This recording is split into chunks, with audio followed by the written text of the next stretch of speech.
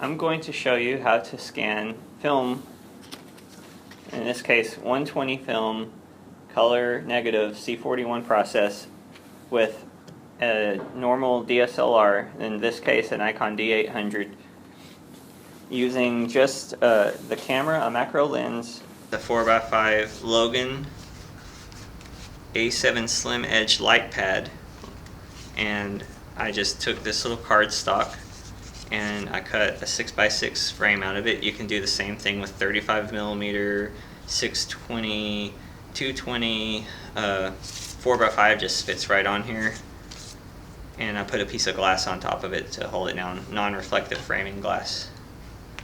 And then you take a flat rubber band, you line it up,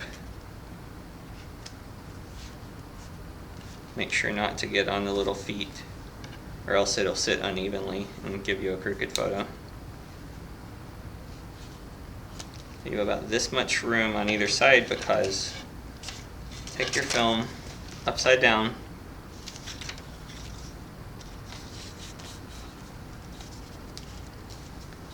kind of work it through. It takes a second sometimes. This isn't the most perfect solution. I've heard good ones, but this isn't the best. Line it up roughly. You don't have to be perfect at this step. Plug it in.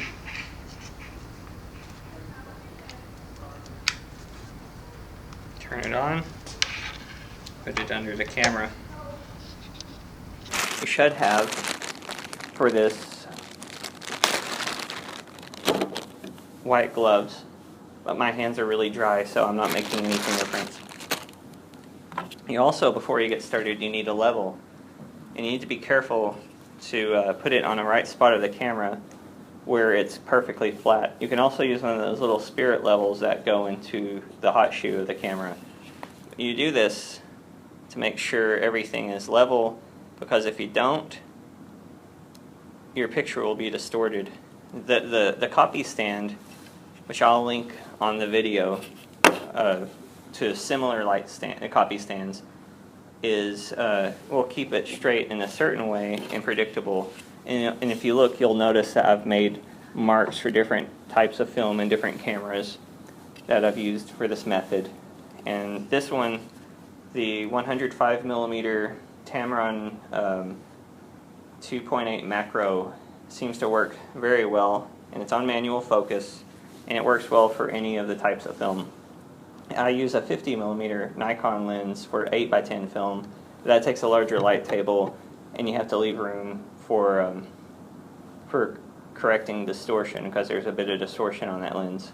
So I've leveled it off, and now it makes sure that I don't have any weird misshapen photos. And this is on, so what I'm going to do now is put the camera in the mirror up position. It's the MUP on the little dial up here on the D800. Put it in live view, and you'll want to make sure your battery is charged, or that you have one that is charged. And it's on manual focus, and I just kind of twist it until it's in focus. And this is where I just kind of line it up. This isn't rocket science. I just kind of line it up with edges of the live preview. And to focus it, I zoom in. And this should be in complete darkness, by the way. I zoom in. You can see the focus pretty well. Complete darkness except for the light table, at least. But you don't want any glares on your film.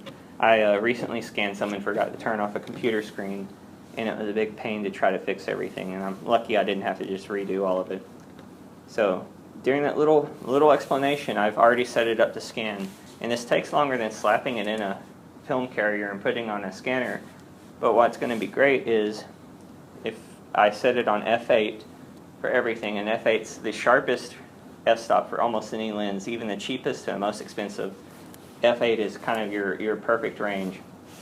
And if you go too wide, and you get softer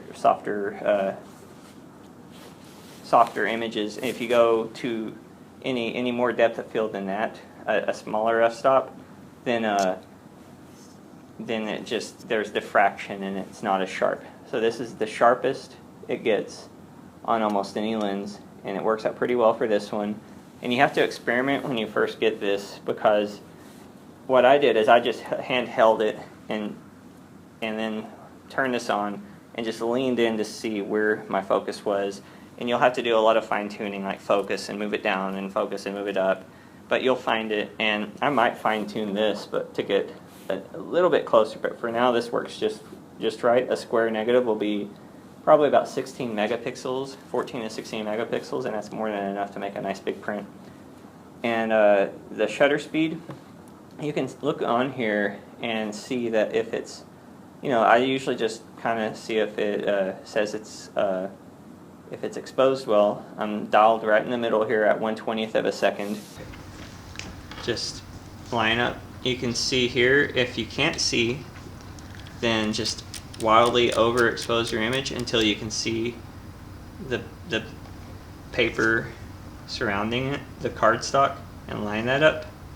And then go back to about 1/15th of a second. You can see the scale, and you can bracket or over under. I think I want to underexpose this one a bit, or overexpose this one a bit. 1/15th of a second, mirror up.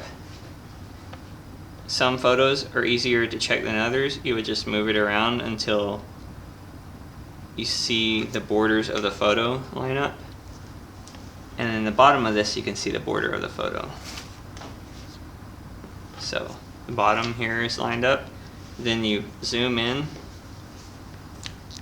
and find like a face or something and just put it into focus, and I can see the grain really well.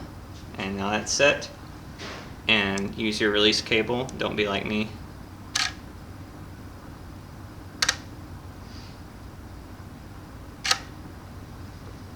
There you go. You can do 3-4 rolls of film in 30 minutes, and that's where it's a lot faster than a scanner, and the quality turns out to be a lot better than a scanner in my experience too. But you can look on my blog for results on that end. Make sure you're at 100 ISO, and make sure there's no glares. Make sure it's straight. Keep checking. Be on top of that, and you'll be done in no time.